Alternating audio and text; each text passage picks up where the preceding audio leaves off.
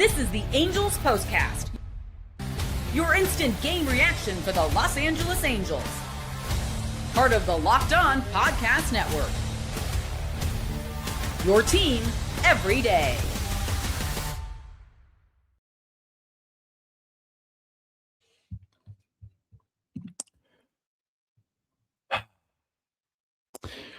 Hello, Halo Nation. Hello, Halo hopefuls. Yeah, come on. And welcome back to the latest edition of Locked On Angels Postcast. Coming at you live, as always, after every single humiliation ritual that is an Angels game. Right here live on the Locked On Angels YouTube channel and after the fact, both on the channel and wherever the heck you get the Locked On Angels audio podcast feed.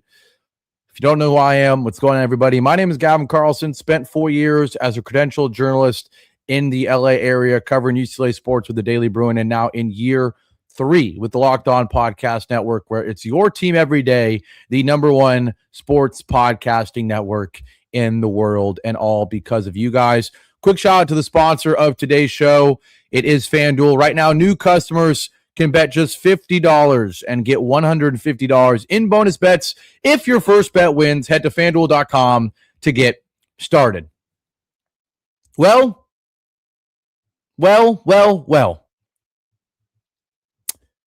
There's been a couple times this year where I've said, rock bottom, it can't get worse than this. This certainly takes the cake.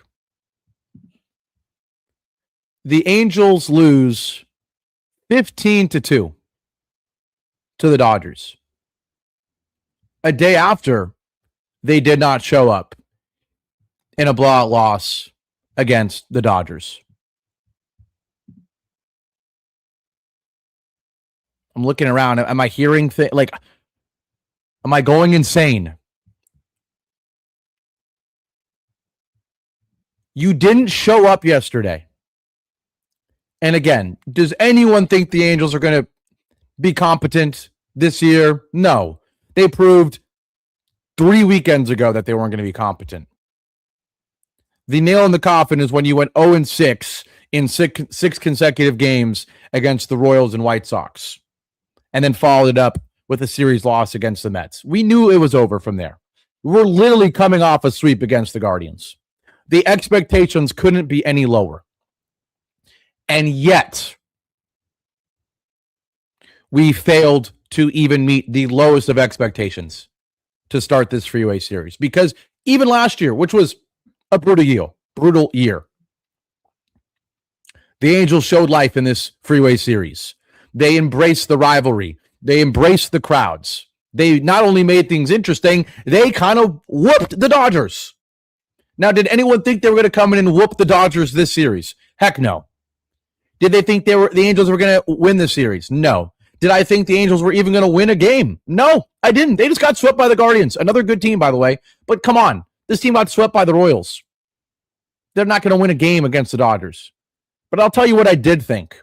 I did think that these professional baseball players that get paid millions of dollars would look like they cared, would put up a fight, would have some pride in the fact that this is the rivalry series, that you are playing against the two-time defending champs who have your same city in their name in a Freeway Series rivalry with a bunch of annoying Dodger fans in your stadium.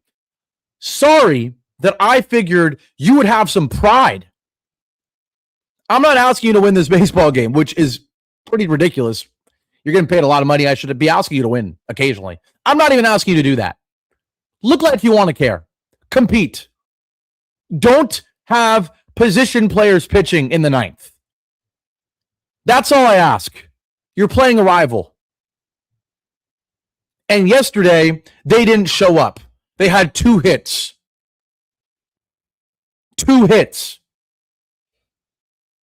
6 base runners the whole game, and 3 of them was Zach Neto, or with Zach Neto 3 times. He had 2 hits.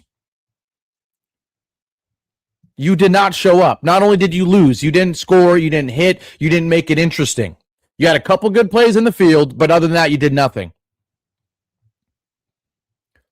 And yet, despite that, despite lowering the expectations even more because of that, you failed to meet them again.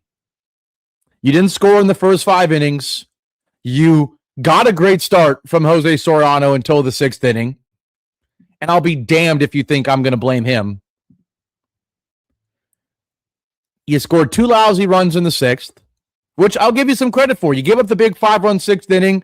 You score 2 in the bottom of the 6th. It's the only time so far this series, this 1 inning, the only time this entire series so far, I thought you even cared. I thought you had some pride for 1/2 inning. And guess how you respond?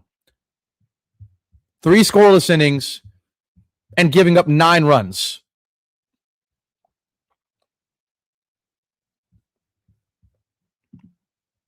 Like, Larry is in here joking, and I get it.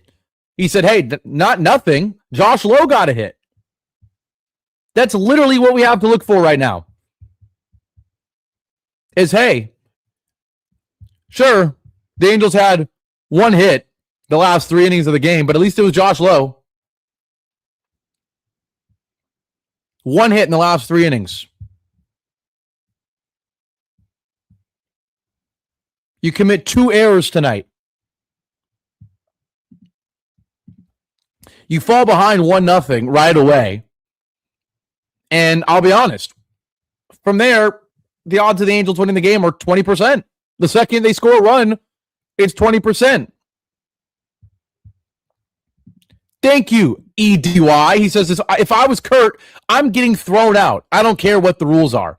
We know what you're referring to. We'll talk about that after the break. And Pringle just read my mind. I was going to talk about what happened in the 9th inning after the break because I was going to talk about this. Kurt Suzuki let Alek Manoah get humiliated tonight. Get punished in a game where the entire team was already getting humiliated tonight. What in the world was that, Kurt Suzuki? Like, genuinely. I get it. It's his first couple of games back. Maybe you want him to pitch a little bit longer than he should. But, dude, this guy came in the 8th. Gave up the weird, sorry, I was saying at the 9th. It was the 8th. Gave up the extremely weird, they're calling it a stadium boundary call on MLB.com. Where Ohtani's ball lands fair, goes into the netting. Apparently it's fair and it's in play. And he comes around to score. Which, talk about humiliating the guy you let go, the MVP that you didn't trade and get anything for, but let walk to the crosstown rival to win 2 World Series in a row. You let him score on that. And you feel a little bit bad for Alek Manoah until the very next batter, he gives up a home run to Mookie Betts. And then I don't feel bad. You got to lock in. He gets out of it. Great. You say, good job, Alek. You got an out. You want a cookie? Go sit down. He brings him back out in the 9th. And it's a leadoff walk. Get him out. Get him out. Leadoff walk in a close game, you get him out. Leadoff walk when you've already given up 4 runs, get him out. Nope. Leaves him in. Then he gives up a base hit. Back-to-back base runners after you give up a four runs, get him out. No. Let's let Alek Manoah field a dribbler and throw the ball nowhere. Commit an error. The baseball gods literally gave Kurt Suzuki an opportunity to see how mentally gone Alek Manoah is, a guy who is known for being mentally fragile. You let him, like he could have given up another home run, and it wouldn't have been as much evidence that he is out of it mentally than what the baseball gods gave you, which was a dribbler back to Alek Manoah and he committed a throwing error. That is the baseball god saying, hey, Kurt Suzuki, who you have no idea what you're doing, will not even let your horrible pitcher who's having a horrible game give up a home run to make you think about taking him out, will have the other guy hit the ball to him so he can throw the ball away. So that there's no way you would think that Alek Manoah still has the mental state, the mental capacity to keep pitching in this game. And guess what? He left him in the game. He left him in the game to give up another RBI single to Teoscar Hernandez to make it 12-2. He left him in the game to 2 batters later, walk another guy. And he still left him in the game. He still left him in the game to let that guy, that MVP that you didn't trade and get anything for, you let him walk. You let him go to the crosstown rival. You let him win 2 World Series in a row. You let him create a resume that's going to probably cement him as one of the 3 greatest baseball players of all time that you had with Mike Trout, who was supposed to be one of the 5 greatest baseball players of all time. You let him come back up to the plate with the bases loaded because you walked the guy. There aren't even 2 outs, so you're not even saying, hey, man, he just needs 1 more out to get out of it. There's still 2 outs to get. You still leave Alek Manoah in the game to pitch to Ohtani again. Humiliation ritual stuff from Kurt Suzuki tonight. And take a guess what happens. Bases clearing doubled. Shohei Ohtani on a 2-0 pitch. It took all of that for Kurt Suzuki to realize he should take the guy out. Are you kidding me? Are you kidding me, Kurt Suzuki? Shameful. Shame on you. And I'm serious. This isn't me trying to be dramatic. I literally cooled off, came in, and you heard how I opened the show. I opened the show with no energy. I opened the show melancholy as hell. I said, hey, it's Locked On Podcast Network. Where it's I didn't sound energetic. I let it all out. I didn't care. I'm laughing at this, watching it live. But you relive it right now while hosting this show and remember just how ridiculous it is that Kurt Suzuki did what he did tonight. Shameful stuff. Shameful stuff from Kurt Suzuki. And I mean it. Because I don't care how bad Alek Manoah was. I don't care how unpopular it is that he's on the team. And how unfair it is to a manager to have to pitch this guy. Shameful stuff from Kurt Suzuki tonight. And rightfully so, everyone in the comment section is saying Kurt needs to go tonight. Needs to go tonight. Coach Biff says that was a public humiliation. Tough to watch that. The Candy Lane says, you're the damn coach. Show some fire. And like Candy Lane also says, you not getting tossed in that situation shows you don't care. But man, screw all of that. Either do you care about your players or not? You're not winning. You're not doing anything to show us that you know what you're doing. So at least Ron Washington, you would say, man, it's great that he walks out there and puts his arm on the shoulder of Reed Detmers and says, you got it, buddy. That's how low the standards are. Wow. You got it, pal.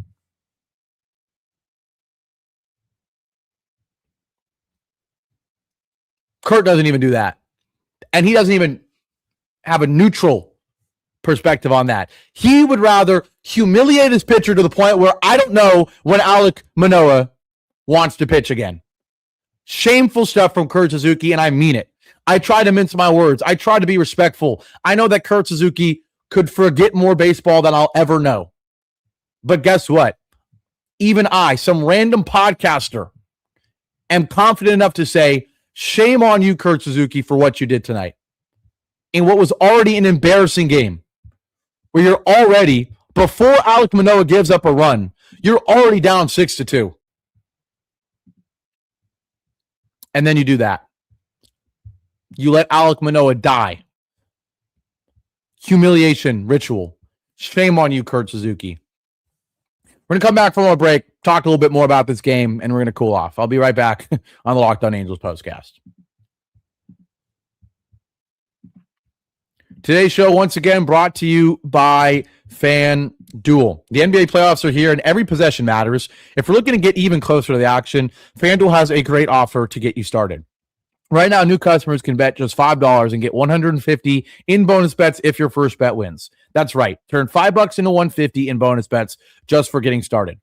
When I'm outside of California in a state where I can use it, I love using FanDuel because everything you need is in one place. You can check stats, trends, and matchups before making your picks, which makes the whole experience feel a lot more informed. And me specifically, I love live betting, and it's great that FanDuel is a really easy app to navigate.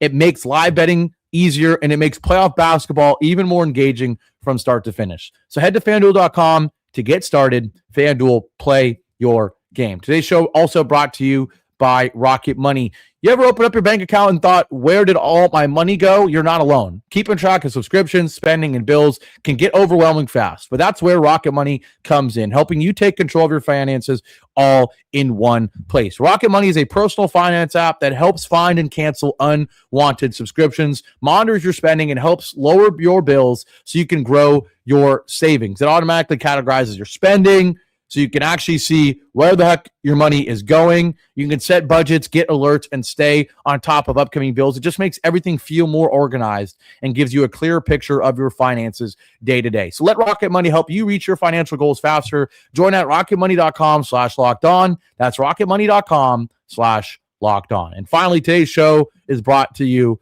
by Indeed. Workplace chaos, deadline stacking up, inbox overflowing, and the one position you have to fill still sitting open. When the pressure's on and you need the right hire, this is a job for sponsored jobs. Indeed Sponsored Jobs helps you reach the people who actually fit what you're looking for. Skills, experience, location, so you're not just hoping the right candidate stumbles across your post. And here's a stat that says it all. In the minute I've been talking to you, companies like yours made 27 hires on Indeed, according to Indeed data worldwide. So if you're hiring, spend less time searching and more time interviewing candidates who check all your boxes with Indeed Sponsored Jobs. And listeners of the show will get a $75 sponsored job credit to help you get your job the premium status it deserves at Indeed.com/podcast. Just go to Indeed.com/podcast right now and support our show by saying you heard about Indeed on this podcast. Indeed.com/podcast. Terms and conditions apply. Need to hire. This is a job for Indeed Sponsored Jobs. Back here live on the Oh My Word edition of the Locked On Angels Postcast. One of the most shameful manager decisions, performances of all time. Again, a very questionable play. I guess it's within the rules. Ohtani clears the bases. It's on the players. It's on the manager for not knowing it. But it's so much more on the manager for letting that happen, letting a home run happen, letting the pitcher come back the next inning, give up two base runners, throw an error, give up a single, give up a walk, give up a double. Absolutely shameful what Kurt Suzuki did tonight to Alek Manoah, and this is going to ruin Alek Manoah's confidence for a while. Again, this team sucks. It's not like we're playing for anything, but you feel for Alek Manoah, a guy that is very not popular, and yet this is the most popular thing or the most support Alek Manoah will have, because shameful what was done. Larry says, wondering if Suzuki lost the team tonight for good after what he did to Manoah. Red Zone Gold says Kurt Suzuki will be fired before the season is over. Like, crazy. Absolutely crazy. Anyways, outside of that, the other frustrating thing, of course, was the top of the sixth inning, because Jose Soriano was having a great start. He was. And then things escalated, and they escalated quickly.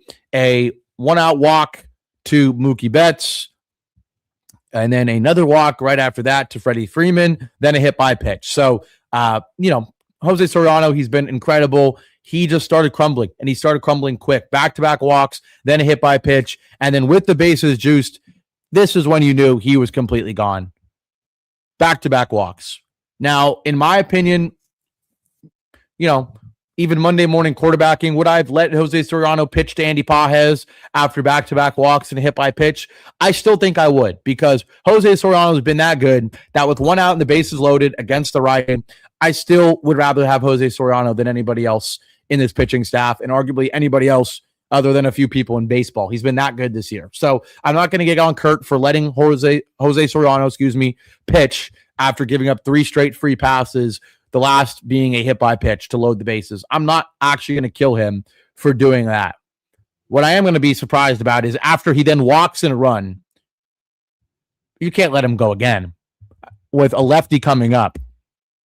And he did. I would have liked to see a lefty come in at that point to try to get Max Muncy out and try to act like this is still a close game. Because at this point, it's still 2-0, right? And he leaves him in. He walks Max Muncy. Obviously, you have to take him out there. And then you're reminded why he's so hesitant to take out Jose Soriano, because Chase Silseth comes in, immediately hits Teoscar Hernandez, then gives up a base hit to Alek Call. And just like that, it's 6-0 Dodgers, and the baseball game is over. So, yeah, I don't really know what to say there. Really frustrating that Soriano crumbled the way he did. Thought Suzuki didn't handle it well, but then also was reminded why it's hard to handle it well, because Silseth was not good. Silseth's still been good on the season, and obviously this didn't go against his ERA. But yeah, I got nothing else to say, man.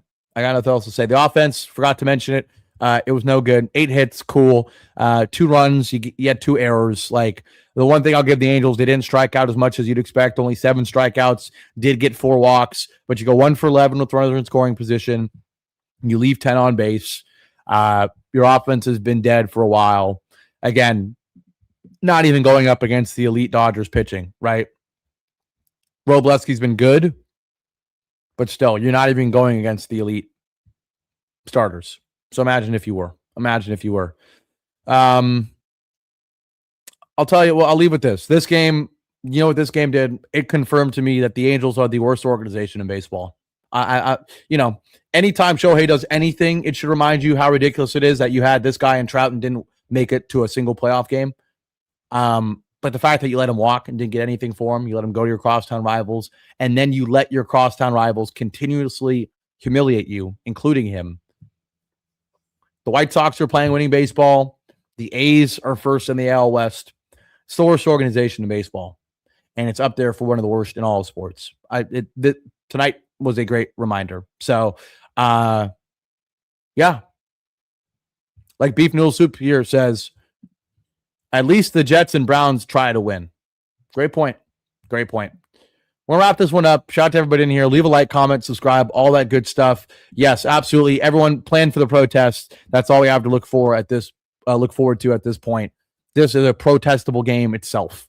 This is enough. And yet we've lost 29 other this season. But yeah, leave a like, comment, subscribe, all that good stuff. Appreciate you guys so much. The most loyal fans on planet Earth to this team and to this postcast. Love you guys. Have a great rest of your Saturday night, and I'll see you back here tomorrow. Go Angels.